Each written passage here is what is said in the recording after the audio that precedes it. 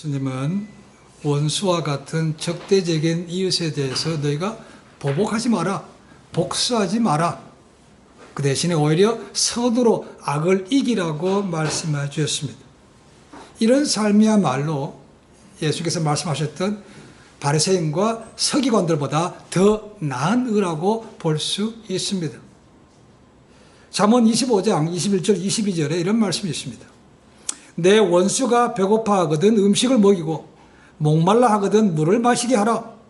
그리하는 것은 핀 수철 그의 머리에 놓는 것과 일반이요 여호와께서 내게 갚아주시리라.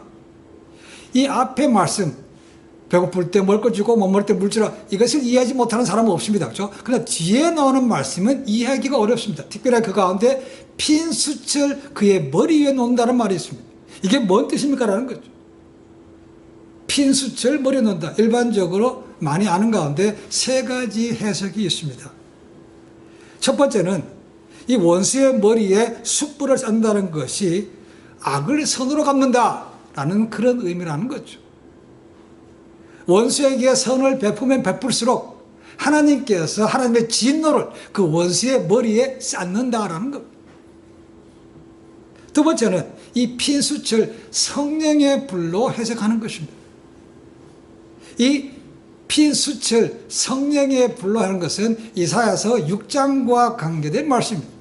이사야 6장에 보시면 우시아 왕이 죽던 해에 바로 그때에 이사야 선지자가 성전에 기도로 들어갑니다.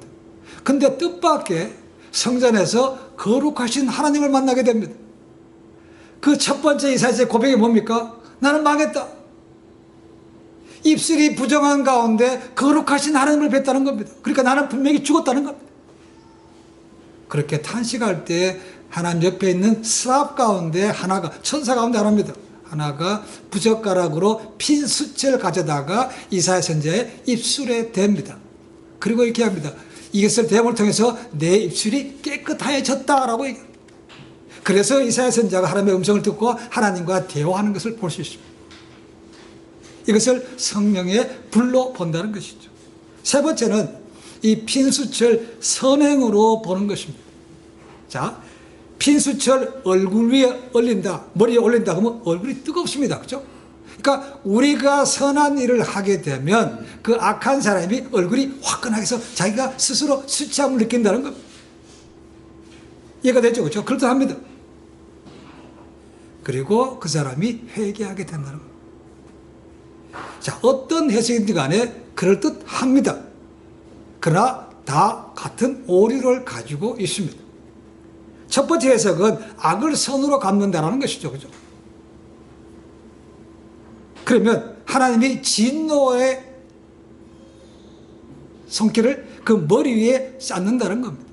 그렇다면 하나님께서 선으로 악을 이기라는 말씀과 상반된다는 것이죠. 나는 선을 행하는데 하나님께서 진노를 쏟는다? 그럼 그 악인은 망하는 거죠. 그런 의미가 아니라는 겁니다. 두 번째, 이 핀수철을 갖다가 성령의 불로 보는 것은 너무 알레고리컬하다. 너무 의도적으로 바꿨다는 것입니다. 그렇게 볼 이유가 전혀 없다는 거죠. 아무런 레퍼런스도 없습니다. 세 번째는 우리의 선한 행실을 인해서 그 사람이 얼굴이 화끈거리며 그 사람이 회개하게 된다. 말은 맞는 것 같지만 반드시 그렇지는 않습니다. 우리의 선한 행실이 상대방으로 하여금 회개하게 만듭니까? 그렇지는 않습니다. 뭐가 회개하게 만듭니까? 하나님의 말씀이 그로 하여금 회개하게 만들고 하나님의 말씀으로 인해서 그가 바뀌는 것이지 우리의 선한 행실로 바꾼다고 그 어느 성경책에도 말하고 있지 않습니다. 그런 구절은 없다는 것이죠. 그러니까 이 세 구절 다 맞는 그렇단 한 일부분을 가지고 있지만 온전치 않은 해석이라는 것입니다. 그렇다면 원수의 머리에 숯불을 놓는다는 것이 뭔 의미인가, 어떻게 해석해야 되는가라는 겁니다. 여기서 키워드는 쌓는다라는 것입니다. 쌓는다. 한번 생각해봅니다. 상식적으로 생각해봅니다. 숯불은 굉장히 뜨겁습니다. 그렇죠? 그것을 머리 위로 가지고 올라가는 사람이 있겠습니까? 그렇죠? 아니, 대회하고 작정하지 않은 사람이야 누가 그렇게 가져가겠습니까? 그렇죠? 그렇게 할 사람 거의 없을 겁니다. 숯불을 쌓는 것은 고사하고 한 개만 올려놔도 너무 뜨거워서 펄펄 뛰거나 그 사람과 지금 대판 싸우게 될 겁니다. 그렇죠? 그러니까 여기 쌓는다는 의미는 결국 앞에서 말씀하셨던 선행이나 그런 뜻이 아니라는 것입니다. 설령 우리가 강제로라도 그 사람의 얼굴이나 머리에다가 숯불을 얹어 놓으면 결국 그 사람은 화상 있는 것밖에 없습니다. 관계가 나아집니까? 서로 악을 이기는 것입니까? 절대로 그렇지 않은 거죠. 그렇죠? 그러니까 이 말씀은 우리가 문자적으로 하는 것은 분명히 아니라는 것입니다. 자, 그럼 여기서 쌓는다는 것은 뭔 의미인가? 실제로 뭔가를 쌓는다는 것이죠. 근데 선을 쌓는 것도 아니고 하나님의 진노가 쌓이는 것도 아니고 실제로 그의 머리에 이고 온 것에다가 뭔가를 넣는다는 것입니다. 뭘 가져오겠습니까? 숯불이 들어가는 건 뭐겠습니까? 화로죠. 상대방이 화로를 들고 올 때 그 위에다가 머리에다가 그 숯불을 놔준다라는 것입니다. 한 개만 주는 것이 아니고 여러 개로 쌓아준다는 것입니다. 자, 유대인들이 한번 이 아침 식사 아니면 그 빵 굽는 걸 한번 생각해 보시면 됩니다. 그 빵을 요즘처럼 뭐 연탄불이 있는 거라고 가스불이 있는 게 아니니까 화덕에다 굽습니다. 화덕에는 뭐가 있습니까? 숯불이 들어있다는 거죠. 그 숯불 위에다가 빵을 굽습니다. 그래서 유대인들은 이 밤에 숯불에다가 빵을 구워서 먹고 그 다음날 아침에도 먹어야 되기 때문에 불씨를 남겨둡니다. 그래서 말이 우리 군대에서 보는 얘기죠. 지금은 뭐 네오반에서 가스를 떼고 보일러를 떼니까 그런 걱정 없지만 제가 군대 다닐 때도 네오반에서 석탄이나 조개탄 그런 것을 떼었습니다. 그러니까 그 불을 꺼뜨리면 혼나죠. 그죠? 상사인데. 그러니까 주로 쫄따구들이 그걸 하는데 그 꺼뜨리면 큰일 납니다. 마찬가지로 이 유대인들도 가정에서 이 화로에다가 항상 불씨를 남겨놨다가 아침 되면 거기다가 다시 불씨를 살려서 빵을 구워 먹었다는 겁니다. 그런데 어떨 때 실수도 어중간에 그 불씨를 꺼뜨릴 때가 있다는 거죠. 요즘 같으면 요즘은 연탄 떼는 사람 별로 없지만 연탄 뗄 때도 뭐가 있습니까? 숯불 있죠. 그죠? 숯을 다시 피웁니다. 간단합니다. 그죠? 아니면 조개탄이라고 그죠? 그걸 밑에 깔고 얹어 놓으면 연탄 피울 수 있습니다. 옛날에 이런 게 없죠. 그죠? 없기 때문에 힘들어 다시 고생하면서 하거나 아니면 가장 쉬운 방법은 이웃에 가서 불씨를 좀 빌려오는 거죠. 그러니까 불씨를 손에 들고 없었기 때문에 화로를 이고지고 간다는 겁니다. 이고 옆집까지 갑니다. 그랬을 때 그 이웃이 자기하고 껄끄러운데 그러면 쉽게 가겠습니까? 가기 어렵죠. 그죠? 근데 그 사람은 가야 돼. 가야 된다는 것은 그만큼 자기의 지금 현재 상황이 급박하다는 것이죠. 그러니까 가서 불씨를 빌려서 빵을 먹을 수밖에 없다는 거죠. 그렇지 않으면 굶습니다. 얼마나 굶지 모릅니다. 그런 의미에서 우리가 숯불을 가져온 자에게 그 머리에다가 정말로 내가 필요한 것이 저 사람 나를 괴롭히게 하고 나를 힘들게 하는 이웃이지만 그래도 숯불을 쌓아준다는 것입니다. 이것이 선으로 악을 이기는 길이 맞는 것이죠. 이해가 되는 것이죠. 예수님은 일상생활에서 악한 이웃 그 사람에게 너희가 악을 갚지 마라. 보복하지 마라. 그래서 너희가 그 사람이 너의 오른뺨을 때리거든 왼뺨도 내밀라 라고 말씀해 주신 거죠. 그것이 첫 번째 예였습니다. 오늘은 두 번째, 세 번째, 네 번째입니다. 두 번째는 뭡니까? 40절 말씀 보니까 법적으로 고소를 당하는 경우에 대해서 얘기하고 있습니다.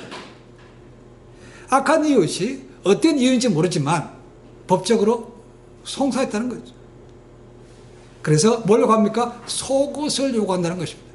다르게 얘기하면 뭔가 손해배상을 요구하고 있다는 겁니다. 그럼 속옷 지금 우리가 말하고 있는 내이 말하는 게 아닙니다. 그렇죠?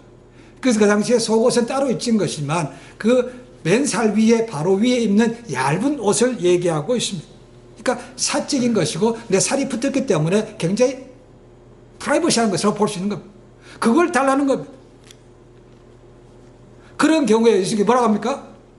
속옷을 달라고 하거든 내 겉옷도 벗어주라고 합니다. 자, 그럼 겉옷은 뭔가? 외투를 말합니다. 근데 겉옷은 가난한 사람들에게 있어서 굉장히 중요한 어쩌면 재산 목록 1호라고 볼 수 있습니다. 이 겉옷은 두꺼운 것이기 때문에 밤에 잠잘 때 이불로서 대신 사용합니다. 그래서 이런 것을 구약에도 법이 있기 때문에 아는 사람은 송사하면서 겉옷은 같이 달라지 못하고 속옷만 달라고 그랬다는 것입니다. 출애굽기 22장 26절 27절에 이런 말씀이 있습니다. 내가 만일 이웃의 옷을 전당 잡거든 해가 지기 전에 그에게 돌려보내라. 그 몸을 가릴 것이 이뿐이라. 이는 살에 오신즉 그가 무엇을 입고 자겠느냐. 그가 내게 부르짖으면 내가 들으리니 나는 자비한 자임이니라. 약한 자의 가난한 자에게 겉옷은 밤에 입으리고 어디 자기 재산 먹는 이러니까 잡더라도 반드시 해가 지기 전에는 돌려줘서 그 사람이 밤에 추워서 잠 못 자고 벌벌 떨지 않도록 하라는 것입니다. 그러니까 이것을 알았던 사람이 속옷은 요구하면서 겉옷은 요구하지 않았다는 것이죠. 그런데 예수님은 뭡니까? 속옷을 하거든 겉옷마저도 주라. 자, 속옷은 우리 맨살 위에 입는 얇은 옷입니다. 그걸 달라는 건 뭡니까? 나는 벌거벗는 거죠. 낮에는 그죠? 낮에는 벌거벗을 수밖에 없습니다. 수치를 주는 거죠. 근데 그런 경우에 너희가 수치를 당하고 보복하지 말라 그 말이에요. 근데 더군다나 맨몸으로 있는 것도 그런데 겉옷 맞춰서 줘. 그럼 완전히 빨가벗는 것과 똑같습니다. 그죠? 너가 그렇게 빨가벗을 지언정 그 사람에 대해서 복수하려고 하지 마라. 이것이 주님께서 말씀하고 있는 것입니다. 그럼 이게 가능하겠습니까? 갈수록 자기밖에 모르고 자기는 절대로 손해보지 않으려는 사람들이 점점 많아지는 세상 가운데 이렇게 하는 것은 정말 어리석은 것이고 아마도 그렇게 하는 사람은 거의 없을 겁니다. 누가 맨살로 돌아다니고 자기를 빨가벗고 하는데 그냥 그걸 그러하고 더 주는 사람이 어디 있겠습니까? 근데 주님은 그렇게 하라고 말씀하겠다는 거예요. 그럼 뭡니까? 내가 하나님을 의지하라는 겁니다. 우리가 나 말씀하신 것처럼 하나님께서 들풀 옷도 갈아입히시고 공중에 나는 새도 먹을 것을 주시는데 하물며 천부께서 그 자녀들에게 먹을 것과 입을 것을 주시지 않겠느냐라는 것입니다. 그러니까 그거 하나님을 의지하고 내가 감수하라, 수치 감수하라고 말하고 있습니다. 여러분 오늘날 많은 사람들이 외적인 것에 굉장히 많은 신경을 쓰죠. 그렇죠? 그래서 명품을 좋아하고 그리고 외모를 많이 비싼 돈을 들여서라도 자기 외모를 바꿉니다. 그렇죠? 어디 말하면 폼생폼사 어디 가든지 멋있어야 돼. 그게 신경 쓰는데 수치를 당한다? 벌거벗는다? 이런 것은 상상할 수도 없습니다. 말도 안 되는 얘기. 그런데 주님께서는 그 악한 자에게 오히려 더 주라. 내가 수치를 당할지언정 더 주라고 말씀하고 있다는 겁니다. 믿음으로 선을 행하고 믿음으로 악을 이기라고 말씀하고 있다는 것이죠. 우리가 정말 하기 어렵지만 그렇게 하면 세상은 달라지지 않겠습니까? 송사를 다하는 경우에 더 주라, 수치를 감당하라 말씀하고 있습니다. 세 번째로는 폭력적으로 강요하는 경우에도 말하고 있습니다. 41절입니다. 너희로 억지로 오리를 가게 하거든 그 사람과 심리를 갖게 가라 하겠습니다. 오리를 가자는데 심리를 가라는, 배로 가라는 것입니다. 아마도 이것은 그 당시 로마인들의 그러니까 강압적인 일, 이런 것을 생각해 볼 수 있습니다.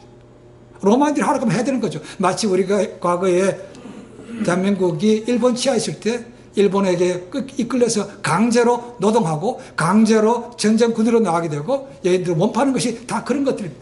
이때도 로마가 세상을 지배하고 있고 유대인들을 지배하고 있기 때문에 툭하면 불러서 야 이거 너 해, 시키면 해야 된다는 거죠. 대항하면 결국은 두드려 맞고 감옥 갇히는 것밖에 더 있겠습니까? 그렇죠? 한번 대표적인 예로 예수님께서 십자가를 지고 가실 때 너무나 매를 많이 마셨기 때문에 너무 힘드셔서 그 십자가를 지고 가지 못했죠. 그러니까 그 옆에서 지켜가던 로마 군인이 어떻게 합니까? 옆에 지나가던 군인의 사람 시몬에게 야 네가 십자가 대신 져라고 강제로 떠맡긴 것과 같은 그런 것입니다. 그러니까 오리를 가자고 하면 강제로, 싫지만 너희가 배 심리랑 같이 가라는 것입니다.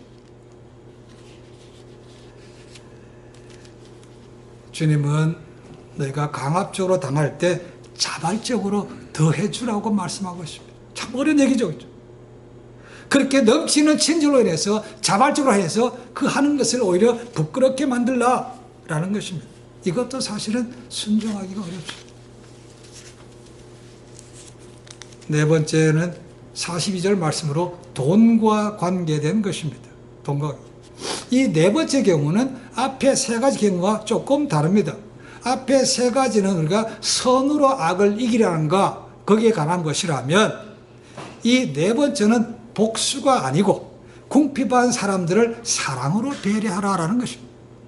아마도 예수님의 이 말씀은 다음 43절부터 이어지는 여섯 번째 더 나은 의에 대해서 말씀하기 위한 준비, 연결하는 그런 거라고 얘기했습니다. 저희가 지금 보는 것은 무엇가 더 나은 의인가? 첫 번째는 살인에 대해서 봤죠.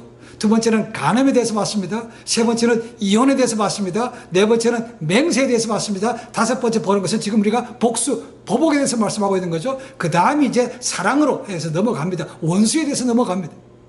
그러니까 너의 원수를, 너를 악하게 한 사람이 뭔가 꾸러오거든. 너에게 매절치게, 매정하게 노라고 하지 말고 주라는 것입니다. 마음의 문을 활짝 열고 그 사람이 설사 원수라고 하더라도 주라는 것입니다. 그럼 이게 쉽겠습니까? 얼굴도 맞추기 싫은데, 그죠? 나를 평상시에 툭하면 괴롭히는데 그 사람이 내게 자기가 필요하니까 나한테 왔어. 그래, 내가 한번 당해봐. 고소하다. 이렇게 하는 것이 일반적인 마음 아니겠습니까? 그죠? 근데 그렇게 하지 말라는 것. 그렇게 하지 말고 그 사람에게 베풀라고 말씀하고 있다는 겁니다. 여기서 우리가 거절하다는 단어를 한번 주목해 봅니다. 말 그대로 reject, 거절하는, no라고 말하는 거죠. 그죠? 근데 이것이 단어가 여러 가지 뜻이 있습니다. 문맥에 따라서 좀 약한 의미가 있고 좀 강한 의미가 있습니다.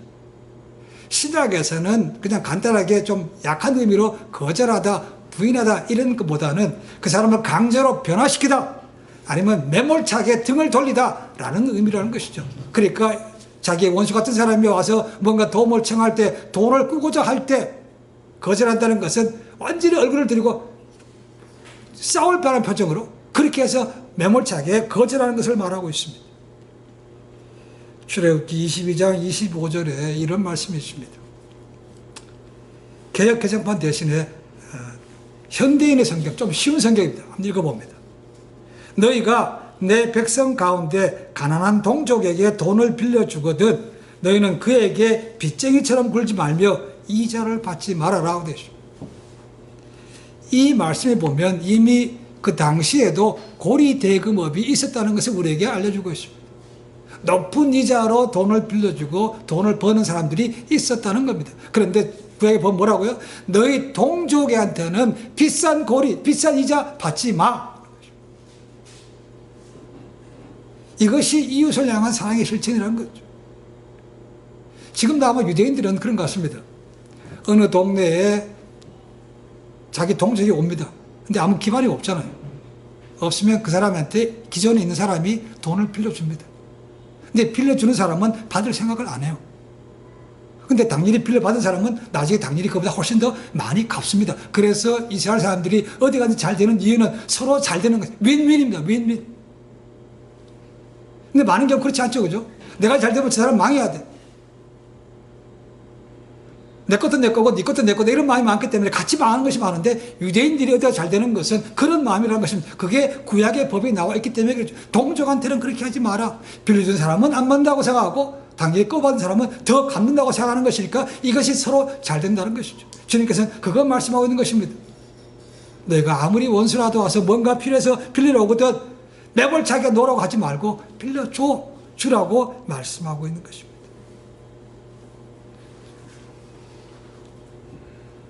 처음에 예수님을 그렇게 부인하지 않겠다고 큰소리 뻥뻥 쳤다가 결국은 3번 부인하고 도망갔던 베드로가 나중에 그의 편지에 이렇게 씁니다. 베드로전서 2장 21절 24절에 이렇게 말합니다.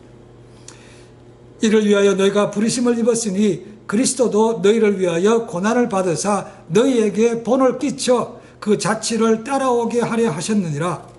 저는 죄를 범치 아니하시고 그 입에 괴사도 없으시며 욕을 받으시되 대신 욕하지 아니하시고 고난을 받으시되 위협하지 아니하시고 오직 공의로 심판하시는 자에게 부탁하시며 친히 나무에 달려 그 몸으로 우리 죄를 담당하셨으니 이는 우리로 죄에 대하여 죽고 의에 대하여 살게 하려 하심이라.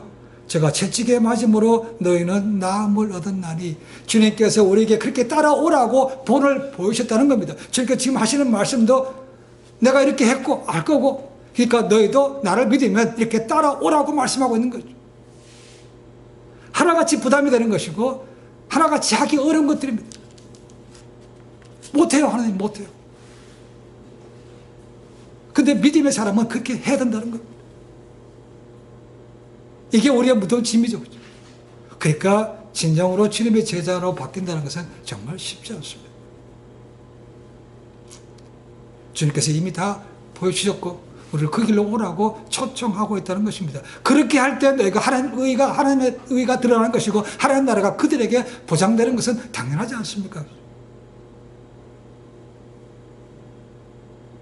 우리가 마땅히 해야 될 것이라면 갈등할 일이 없죠. 그렇죠?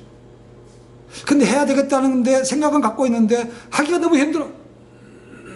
내가 너무 억울해. 내가 너무 손해보는 것 같아. 너무 수치스러워. 그러니까 못하는 거죠. 그렇죠?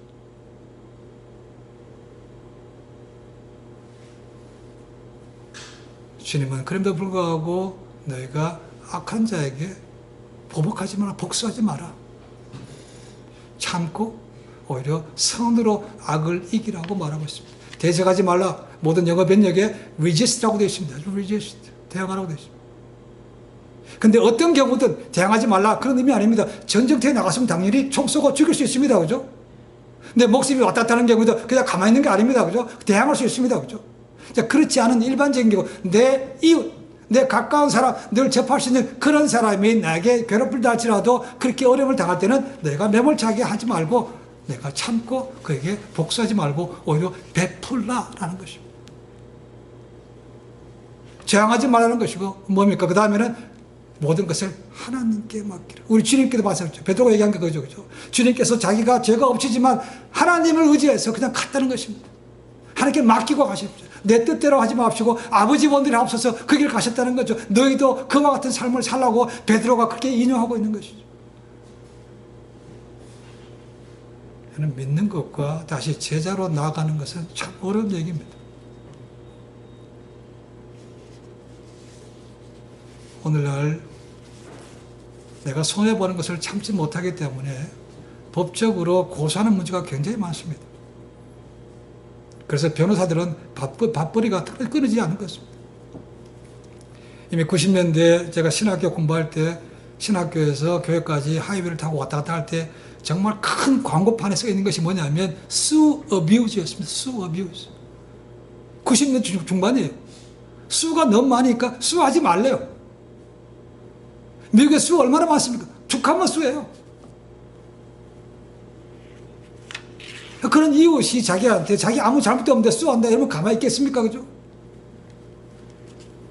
물론 법적으로 하는 것은 법적으로 할 수 있습니다. 그죠? 싸워야 될 때는 싸울 수 있습니다. 그러나 그렇지 않은 일반적으로 내가 접하는 이웃이 그렇게 할 때는 악을 악으로 갚지 말고 선으로 악을 이기라고 말씀하고 있는 겁니다. 이게 어려운 거죠. 지금 사순절이 깊어갑니다. 복음서의 말씀을 보고 느끼는 것은 그것입니다. 예수님과 제자들 그리고 믿음이 많은 선배들은 예수 믿는 것 때문에 엄청나게 많은 어려움을 당했습니다. 그 당시에 전통을 따르지 않은 것 때문에, 그 당시에 로마 황제를 숭배하지 않은 것 때문에, 우상을 숭배하지 않은 것 때문에 그들은 목숨을 걸었다는 겁니다. 근데 그들은 힘으로 대항하지 않았습니다. 악으로 갚지도 않았습니다. 그 전에 묵묵히 죽으면서 자기의 신앙을 지켜갔다는 것이죠. 그래서 결국은 좀 시간이 걸렸지만 313년에 로마 황제 콘스탄틴이 기독교를 로마 국교로 선포하게 되는 것이죠. 이미 그때가 됐을 때는 로마 계급층 가운데 높은 귀족들 가운데 수많은 믿음의 사람들이 사위로 며느리로 들어가 있은 거죠. 물론 정치적인 목적도 있었지만 그걸 통해서 기독교가 국교가 돼서 더 이상 핍박받는 종교가 아니었다는 겁니다. 그러나 그때까지 수없이 많은 이름도 모르는 사람들이 그 악에 대해서 갚지 않았다는 겁니다. 악에 대해 재행해서 땅을 죽이지 않았다는 겁니다. 하나님은 그런 방법을 쓰신다는 거죠. 우리가 그렇다고 해서 이 세상의 체계라든가 이 세상의 질서라든가 공의를 무시하라라는 얘기가 아닙니다. 법적으로 할 것은 해야 됩니다. 대항할 것은 대항하시되 우리 옆에 이웃 나를 늘 괴롭히고 나에게 악한 일을 하고 뭘 뒤집어 쓰이고 모욕을 주고 법적으로 툭하면 고소하려고 그러고 자기는 손해 안 보려고 그런 사람이 있을 때 내가 참아라. 악을 악으로 갚지 말라. 사랑을 보이고 약자를 도와주라는 것이죠.